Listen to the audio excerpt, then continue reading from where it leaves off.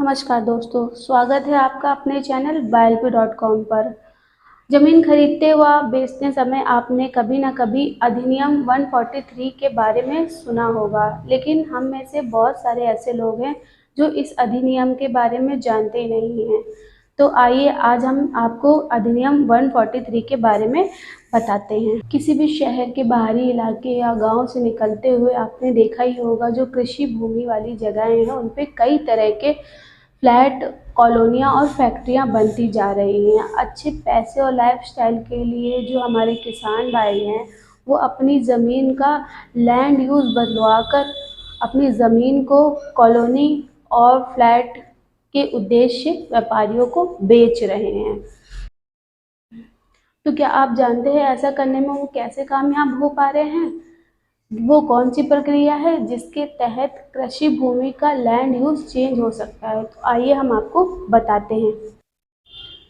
जैसा कि आप जानते हैं कि ढेरों किसान ऐसे हैं जो अपनी खेती की ज़मीन पर कुछ और काम कराना चाहते हैं जो खेती से संबंधित नहीं है, जिसके लिए उन्हें अपना लैंड यूज़ बदलवाने का आवेदन प्रशासन को 143 अधिनियम के तहत देना होता है। अगर हम उदाहरण के रूप में देखें तो उत्तर प्रदेश में भूमि अधिनियम में संशोधन 2014 कर दिया गया है और भूमि को किसी अन्य कार्य में उपयोग लाने की इजाज़त दे दी गई है। और अब तो यह प्रक्रिया कई राज्यों में ऑनलाइन भी कर दी गई है। तो जैसा कि हमने बताया की धारा 143 के तहत कृषि भूमि को अकृषि भूमि में बदला जा सकता है। किसान इस जमीन का उपयोग अपनी मर्जी से किसी भी कार्य के लिए कर सकते हैं और जमीन किसान के नाम पर ही रहती है। इन दिनों किसानों में इसके लिए बहुत होड़ देखने को भी मिल रही है। पहले किसानों का गुजारा भी बहुत मुश्किल से हो पा रहा था, लेकिन अब वे अपना गुजारा और सारी ज़रूरतें बहुत आसानी से पूरा कर पा रहे हैं। बट इसमें एक समस्या भी खड़ी हो गई है। जो कृषि भूमि है वो बहुत तेज़ी से कम होती जा रही है, बट उसकी तरफ अभी बहुत कम ध्यान जा रहा है। किसी भी किसान को अपनी भूमि का लैंड यूज़ चेंज कराने के लिए अपनी ज़मीन की पूरी जानकारी, उस जानकारी के साथ जो उनका उद्देश्य है, उस ज़मीन का क्या बनवाना चाहते हैं, क्या करना चाहते हैं, वो भी बताना होता है।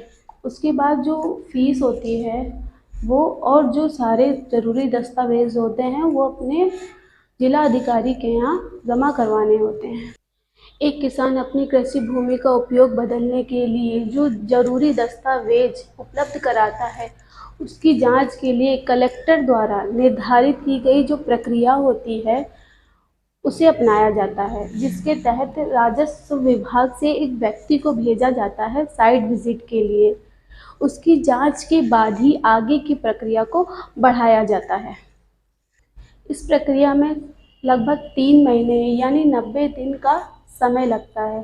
धारा 143 के तहत जो फ़ायदे हैं, अगर हम उनके बारे में बात करें तो ज़मीन का जो सर्किल रेट है वो मार्केट रेट के हिसाब से तय होता है। भूमि चकबंदी के दायरे से बाहर हो जाती है। भूमि वो राजस्व शुल्क से मुक्ति मिल जाती है। किसानों को और कई सारे फ़ायदे मिलते हैं। तो दोस्तों, हमें उम्मीद है हमने जो जानकारी आपके साथ साझा की है ये आपके बहुत काम आएगी। अगर आपको ये वीडियो पसंद आया है तो इस वीडियो को लाइक कर दीजिएगा और इस पेज पे नए आए हैं तो इसे सब्सक्राइब कर दीजिएगा। तब तक के लिए नमस्कार।